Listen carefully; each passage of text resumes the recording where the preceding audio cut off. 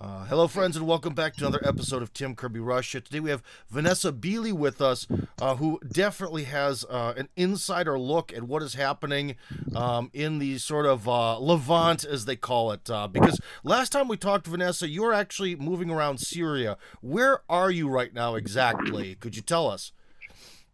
Right now, I'm in Damascus. So I'm sure you're in Damascus. Okay. So could you tell Yeah, us, like, I mean, I how live here.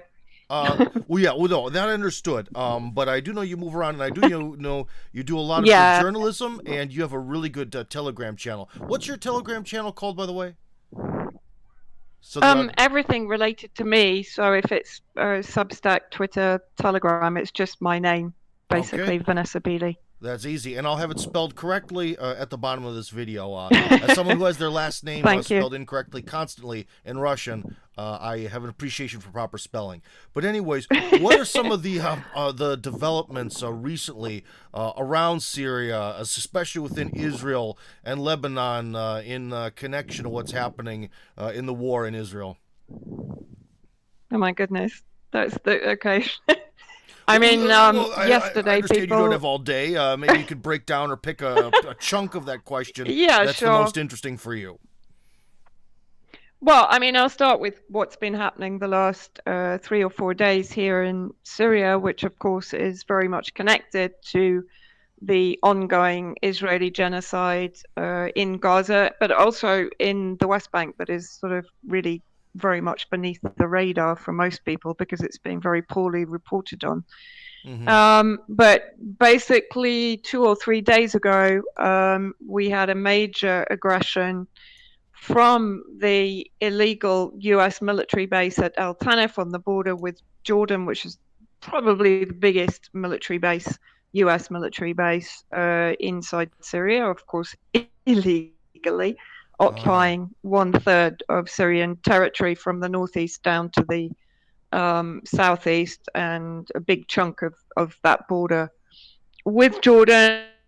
And actually, Israeli warplanes use that airspace over Al Tanaf to carry out missile attacks into deeper into Syria than they can, obviously, from either the occupied Golan, from Israeli territory, or even from Lebanese airspace.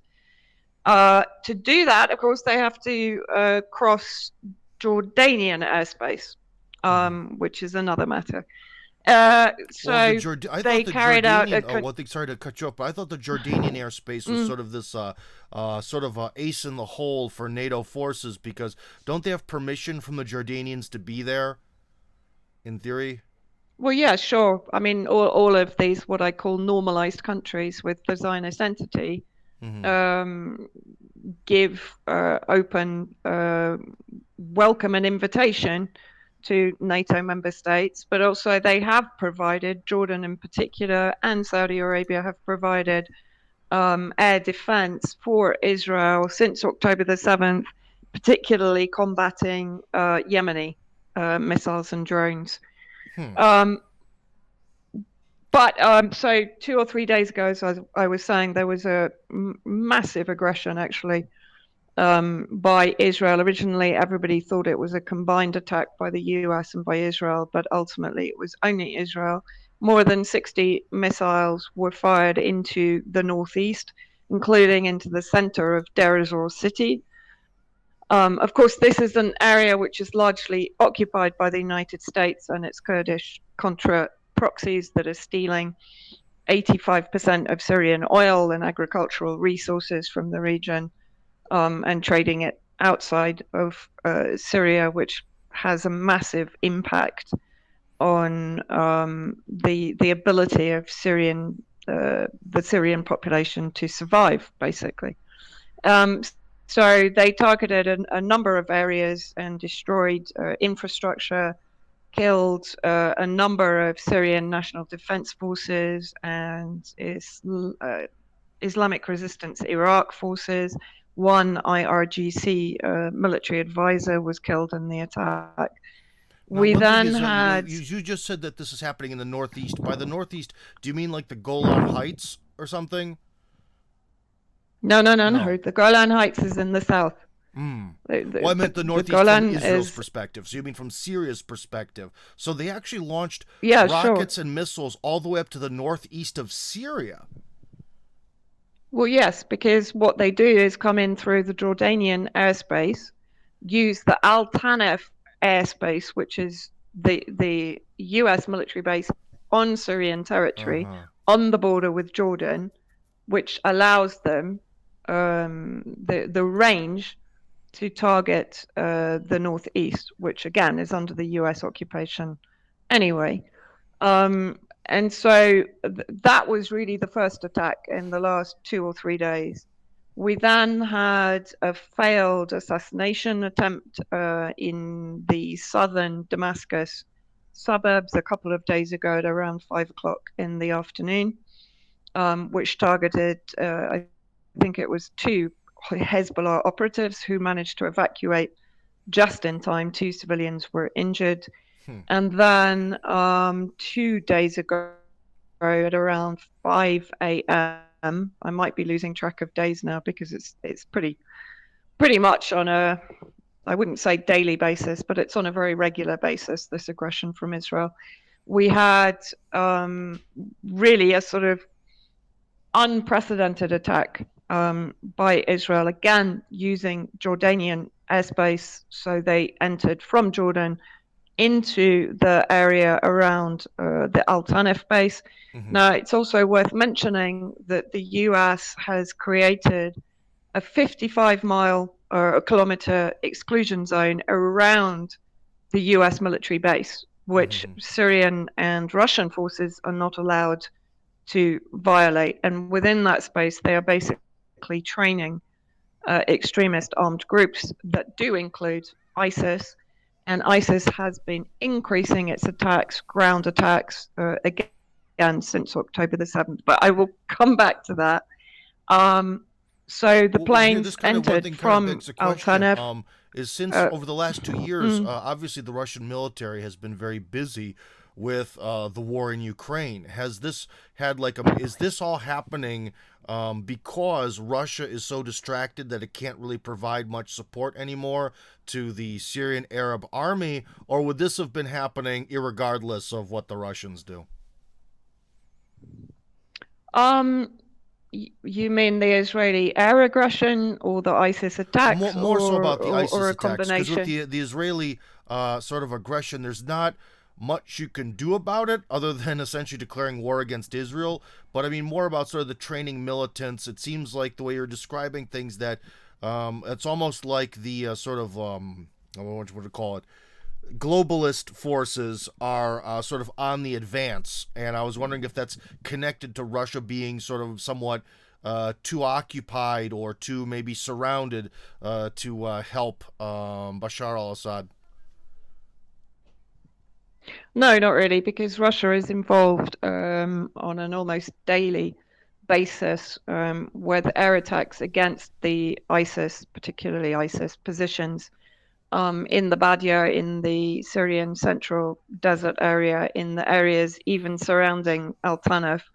And they have effectively been bombing very close to the Al Tanf military base for some time now, Hmm. and also leading intensive bombing raids into Idlib to destroy the Al Qaeda and affiliated ammunition depots, drone factories, etc. So, no, Russia hasn't really throttled back on its support for Syria because, of course, Syria is really pivotal to Russia's presence in the region. I mean, Syria is the only place that Russia has what is now a fairly major military footprint. And therefore, and you know, the relationship between Syria and Russia goes back decades. I Mm-hmm. mean, from 1946 onwards, there have been multiple attempts by the CIA and the MI6 to regime change inside Syria. Why? Because those governments had allegiance to the Soviet Union and then, of course, to Russia. And that is a major reason that the war was started against Syria back in 2011.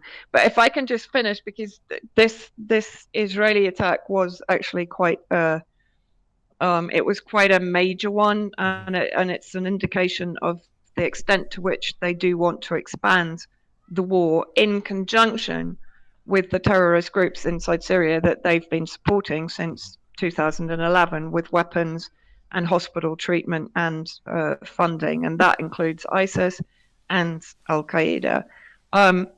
So if effectively they flew over Al Tanf, they entered at low altitude to avoid detection into the Syrian desert area to the east of Homs. They fired the missiles, the majority of which were targeting the east of the city of Aleppo in the north of Syria, the northwest, and the others targeted an area to the west of the city of Aleppo. Now, at the same time, Al Qaeda launched a major attack on the western Aleppo countryside, where the Syrian Arab army repelled the attack. But what they did at the same time as Israel launched its missiles, they launched drones and suicide drones into the center of Aleppo to target civilians, to distract the air defense from the Israeli attack. Now, the Israeli attack basically hit, again, a massive ammunitions depot to the east of Aleppo, very close to Aleppo International Airport, that wasn't damaged in this attack, but has been targeted multiple times by Israel. And again, they were targeting Hezbollah. There were actually six Hezbollah martyrs in this attack, and multiple other Syrian Arab army and civilian, including women and children, killed in the attack. So this was really for them an extraordinary expansion of the war, because logistically speaking, Aleppo is far from the southern Palestinian front, or even the front with the Jolan territory, because, as you know, half of the Jolan territory is occupied illegally by Israel, annexed in 1967, along with Gaza and West Bank, etc. And then the other half of the Jolan is still Syrian territory, and I think there's at least two villages which are basically dissected by the so-called red line between the two areas. Oh wow, that's kind of crazy. I've kind of seen that in on Cyprus. They have that situation where it was like during the mid '70s, they drew the line, and there are literally like certain villages where like 1/3 of it is on the one half of the line, 1/3's on the other, and then 1/3 is abandoned in sort of the demilitarized dead zone between them. That's some pretty crazy stuff. But well, here's one thing: is so what's the public reaction to all of this? I mean, are there calls in the streets to do something about Israel, or for the Syrian Arab army to intervene on behalf of the Palestinians? How does the public interpret all of this? Well, I mean, you have to understand that Syria has been at war since 2011, and it is under some of the most savage, sadistic sanctions in existence, I think. I mean, Trump bringing in the Caesar law, which effectively punishes even any state that wants to come to the assistance, even on a humanitarian basis, to the Syrian people. As I said, their oil and agricultural resources are largely occupied and stolen.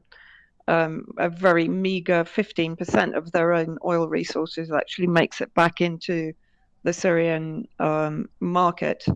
And so this means that, the knock-on effect is pretty horrendous. I mean, I'm relatively lucky. I get about between 4 and 6 hours of electricity per day. But if I go further out into the countryside, they'll be lucky to get half an hour.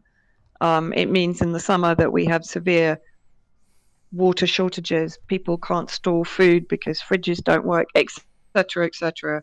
Hospitals are very badly affected because, again, there's no fuel for the generators.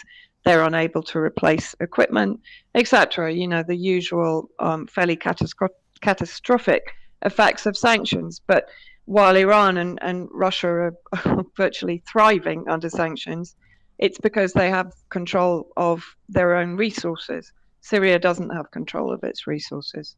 And so that has a devastating effect on the economy and on the population. And of course, sanctions are always designed to target the poorest, not actually the leadership of the country, to turn the poorest of the population against their government on the presumption that the government is not able to provide for them. Unfortunately for the West, Syrians are a little more intelligent than that. Now, No, the reaction from the people, just to answer your question, they know that Syria has been supporting the Palestinian resistance historically. And it has done this consistently, even throughout the war, providing weapons, providing equipment, technology, assistance. And that is despite, and many people don't understand this, the betrayal of the Muslim Brotherhood and of Hamas for much of the war. Hamas actually worked with Al Qaeda in destabilizing Syria, backed by Qatar. And until 2017, when moves towards normalization and I guess a sort of memorandum of understanding between Syria and Hamas took place, brokered very much by Sayed Nasrallah, the Secretary General of Hezbollah. And in 2021, Hamas met with President Assad. Now, that aside, Syria has still maintained its support of the Palestinian resistance. And so the people, if you like, whilst the northwest is occupied by Al Qaeda, the north by Turkey, the northeast by the US and the Kurdish Contras, the southeast by the US, the south by Israel. And they are still fighting a war on all those fronts. So it's, the last thing that Syrian forces are able to do is to start or to open a major new front against Israel right now. It would be so they're basically absolutely suicidal for the country. They're kind of completely pinned down on all sides, basically, is what's happening. Well, they are, but what they have done, of course, and that is why Israel is bombing so voraciously, is, of course, Hezbollah still operates inside Syria, but so does the Islamic resistance in Iraq. They use Syrian territories to launch really the majority of their attacks, particularly against the Golan occupied territories and against US bases inside Syria. So while it is on one level not engaging directly, on another level, it is engaging via resistance forces. Oh, so now I'm kind of wondering then, with the way you look at a map of Syria, when you go out into more the eastern part, especially the part where it is occupied by U.S. forces, I would have to assume that throughout most of history and even to this day, those borders are probably absolutely and completely uncontrolled. Is that how all these groups are able to sort of flow back and forth over them? Yes. If you're talking about 2011, yeah, I mean, the borders were not 100% secure for various reasons. And that's why, for example, inside Turkey, the various armed groups were able to be trained and then infiltrated into Syria in the northwest. The same from Jordan. Some came in from Iraq. But the majority, of course, that came from Libya, for example, came in through Turkey and then into Syria, including in humanitarian convoys, which was exposed by the Press TV journalist and American citizen Serena Shim back in 2013-14, for which it's pretty sure that she was assassinated by MIT in Turkey. And now, of course, the majority of the borders are under the control of hostile states, right? And even on the northeast sector, you only really have Al Bukamal, which is sort of midway down on the border with Iraq before you get to the border with Jordan. And that's under the control of the Syrian Arab Army and the PMU, the Popular Mobilization Forces, that come under the Iraqi military control, although they are often described as another Iranian proxy, which is absolute nonsense. No. And that area, Bukamal, is the last area that the US wants to get control of, because that will seal that eastern border completely for land access from Iran through Iraq into Syria, into Lebanon, and then to Palestine.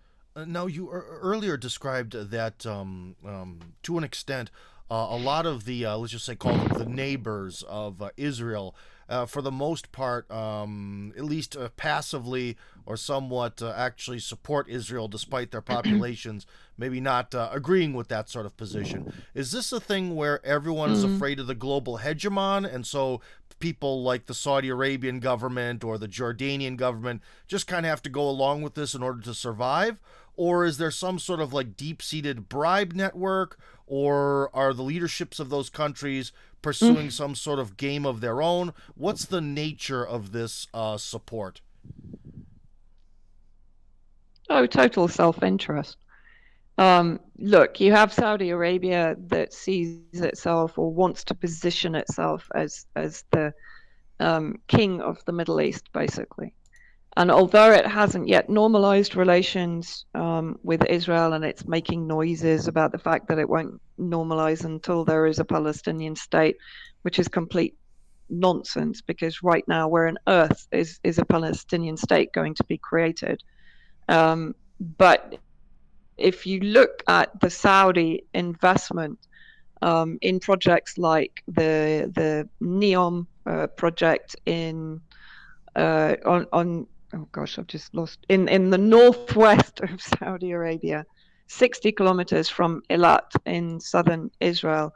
And then again, Saudi investment into the various Sinai projects, which includes a sort of twin project, a twin NEOM project, which is this hideous 170-kilometer long kind of integrated city, 5-minute city, which just fills me with horror, actually. Well, yeah, that's gonna be one And heck of a so, waste of money. you know, That thing. I don't know what yeah, I don't know what exactly. they're It's trying to do with that. billions, and it's I mean, I find it quite horrifying from an environmental perspective, from a humanity perspective, everything, and so Saudi's investment into the area is very much dependent on Israel, as is Jordan's, as is UAE, Bahrain, all of these countries that have at least an eye on normalizing relations with Israel, or like Jordan and like Egypt. Of course, Egypt normalized relations with Israel back in 1979 and has been a major traitor, in my opinion, to the Palestinian cause. I mean, the reason that there is mass starvation and deliberate mass starvation of Gazans, Palestinians in Gaza, is because of Egypt, because they simply haven't opened the Rafah border to allow legitimate humanitarian aid into Gaza, and instead they're relying on a trickle of aid, which has in fact now been completely turned off by Israel, and these ridiculous airdrops that are nothing more than a Hollywood stunt, to be quite honest, and are effectively killing Palestinians more than they are providing any kind of relief whatsoever. So, do the Palestinians actually have any real supporters that are an actual government? Are there any governments that are actually really stepping up, and despite any sort of, let's just say, consequences, choosing to support them one way or another? Or are they sort of completely on their own? Besides Syria. No, I mean, the Syrian government stance is very clear, as is the Iranian the Yemeni government, of course, which is Ansarullah. Many people talk about the Houthis, but this is a Western lexicon designed to dismiss what is a massive popular resistance movement under the banner of Ansarullah as some kind of tribal uprising with the Houthis. The Houthis are less than 5% of the Yemeni population. But there is the Ansarullah government, or the Ansarullah-led government, which is a 38 political party coalition government, the National Salvation Government in Sana'a, which is, of course, responsible for the naval blockade of US, UK, and Zionist shipping, which has had an extraordinary effect economically, both on the West and particularly on Israel. Eilat port is virtually shut down. And the cost involved in going around the Horn of Africa is tremendous. And of course, now the continued targeting of ships, despite the illegal and unlawful bombing by the US and the UK alliance of Yemen, that has actually been going on since 2015. And then you have the Iraqi government, which of course has always refused to recognize the state of Israel, and has for a long time now demanded the exit of US military bases that were established in Iraq post 2003, again on the basis of fighting at that point Al Qaeda under Zarqawi, which was very much a kind of a pretext created by the United States in order for them to expand their military footprint inside Iraq, just as they've used ISIS as the pretext to do so inside Syria, of course. And now, one question before we let you go here is as someone who's been living in essentially a war zone for many years now. What would that be? Over 10 years, I would assume. What is daily life there like compared to, say, in a Western country? I know that question might sound a bit silly to you because it's your daily reality, but really, what is it actually like? Because it might be hard for people outside of Syria to understand what it is like to be the little guy on the bad end of sanctions. What is it like to be in a country where there's an active war going for a decade, so on and so forth? I mean, now things are to a degree a lot quieter. I mean, for example, until 2018, even in central Damascus, there could, on a daily basis, be more than 100 mortars fired from the eastern fringes that were occupied by the Western-backed terrorist groups until full liberation, in 2018. Now that level of targeting has stopped. But there is still the risk, and Israel is now targeting during the day. Before, we used to assume it would always be at night. But now, aggression from Israel can come in at any time, and it can target anywhere in the suburbs of Damascus, the center of Damascus. If you remember, in January, there was the assassination right in the center in Mezzeh, which is a residential area, destroyed an entire apartment block. You kind of, it sounds a bit crazy, but you kind of get used to it. Even when I was in Gaza in 2012, under what was a minor aggression, Israeli aggression, compared to what's been going on for the last almost 6 months. Even under that level of bombardment, you kind of just develop a coping mechanism, I guess. And in a sense, I prefer living here to living in the West, because people here, even if you speak to a road sweeper or a taxi driver, they're the best. Anyone, they're absolutely aware of the geopolitical machinations that are going on globally, because they're in the middle of it. And so therefore there isn't that need to explain again and again what's going on and to clarify and so on. It's just in everybody's understanding, and that in a way is actually quite relaxing.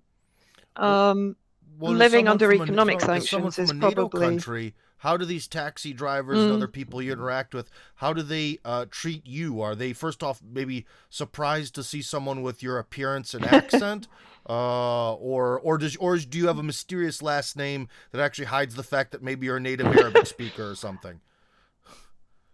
Well, I mean, I'm 6 foot tall and blonde and blue-eyed, Oh so it's well. a little bit like they quite often. I mean, they quite often think I'm Russian, because Ah. of course, there is a big Russian presence in Syria, so they kind of assume I'm Russian, actually, which to some degree I sometimes let them get away with thinking that because it's easier than explaining why I'm here.